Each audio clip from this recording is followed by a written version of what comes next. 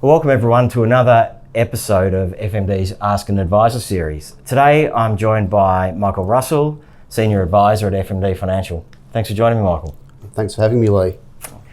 Michael, we've asked you to join us today because you recently published an article around the tax benefits of novated leasing for electric vehicles, yeah?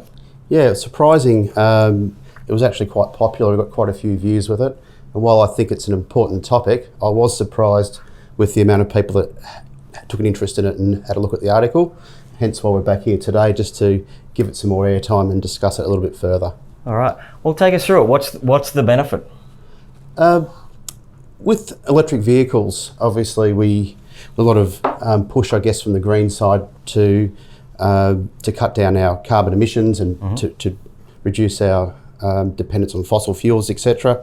So there's a push from the government to encourage people to take out or to purchase an electric vehicle over a traditional vehicle. Yep. Funding those vehicles, there's a couple of choices. Well, there's actually probably 4 choices. We can purchase the car outright. We can take out a car loan. We can perhaps draw down our mortgage to fund the purchase, or we could take out a lease, and the most popular is a novated lease. The last one that I mentioned there, the novated lease, is probably the one that gives new car buyers the biggest bang for buck in terms of a benefit of an EV. Okay, so why is that? It's the Fringe Benefits Tax exemption that's available to EVs, and the deduction is available to all EVs up to the luxury tax car bracket. And that threshold, what is about? There's a slightly higher threshold for EVs, isn't there, of about $89,000? Correct, yeah, so $89,000. So if you go over that bracket, well then you aren't entitled to the Fringe Benefit Tax discount. Okay, so if you're considering purchasing an EV that sits under the FBT threshold of $89,000, this strategy applies, is that right? Absolutely, Yeah. yep. Plenty of EV options under $89,000 at the moment, from an MG to I think a base Tesla. Yeah, a range of cars. Yep, you can get, there's a lot out there, and there's becoming more and more as time goes on. Yep, great. Okay.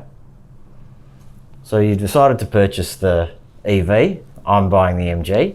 What's next? Well, if you look at the running costs of an EV versus a traditional car, we've got savings on servicing. We've got savings on registration. There's a discount registration for EVs. There's the fuel cost, obviously. We've all seen the prices at the service stations for petrol and diesel, and of course the Fringe Benefits Tax. Yeah. And so it adds up, that sort of saving. What sort of percentage do you think roughly it saves you? Side by side comparison between two cars, you are paying more for an EV at this point in time. So you will have a bigger outlay at the beginning, but then you get the savings along the way each year with those things I mentioned, with the fuel, the registration, the Fringe Benefit Tax exemption.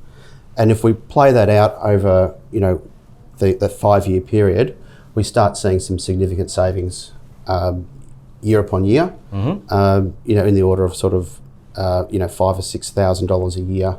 Yeah, right. So it can add up over 5 years. Could be $20,000 or more. Yeah. Yeah, fantastic. So if someone wanted to find out more about this strategy, Michael, what should they do?